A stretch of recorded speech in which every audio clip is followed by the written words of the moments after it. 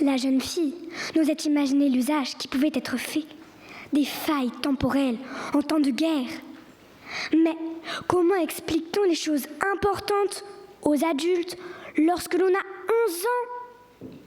Sylvain, je ne peux pas vous dire comment je le sais, mais là d'où je viens, ce sont les gens comme vous qui finissent par gagner. C'est pour ça que je dois y retourner, dit enfin Hazel d'un ton grave. Sylvain la dévisagea, avec un mélange de surprise et de connivence nouvelle.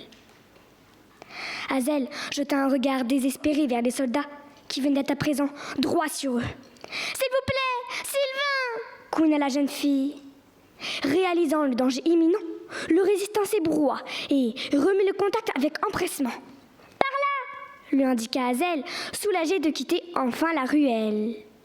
Sylvain fit crisser le pneu de la berline et zigzagua entre les immeubles en suivant les instructions que lui donnait la collégienne, l'œil rivé à son détecteur. Soudain, la voiture pila. La jeune fille risqua un œil au dehors et vit qu'ils étaient arrêtés, non loin d'un pont gardé par 2 soldats.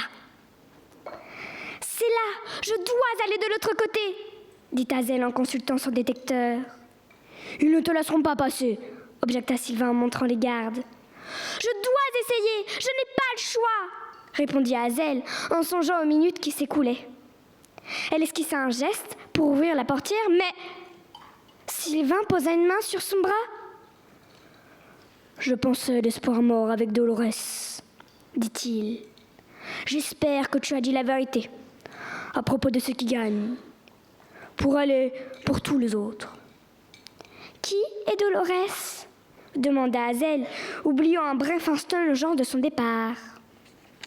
« C'était ma sœur, » répondit le résistant, une infinie tristesse dans la voix.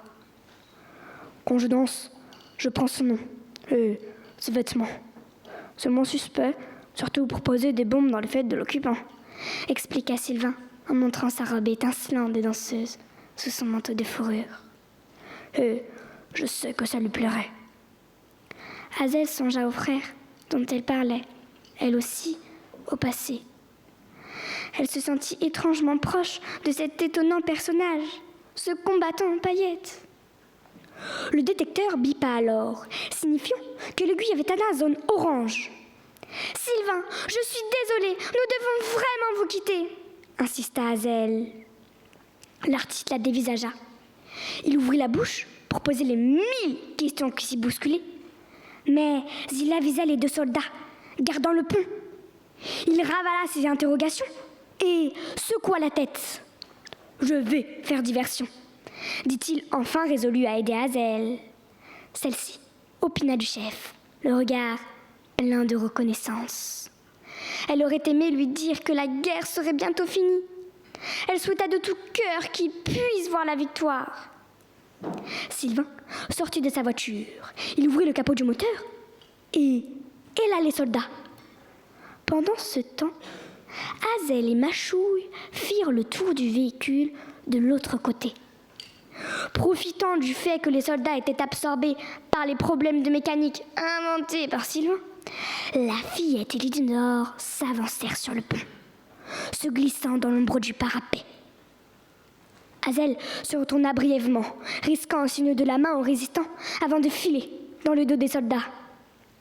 Le navigateur de la jeune fille indiquait « Nord, altitude 0 pieds, 7 mètres, terminus 3 secondes. » La faille était toute proche. Pourtant, Hazel ralentit le pas. De l'autre côté du pont, une femme vêtue de noir semblait la fixer. Son immobilité avait quelque chose de menaçant, et la jeune fille se sentit glacée par cette vision. Son hésitation lui fit perdre un temps précieux. « Halt, Verdun !» Le cri de l'un des soldats alerta Hazel. Elle était repérée. Tant pis pour la silhouette inquiétante. «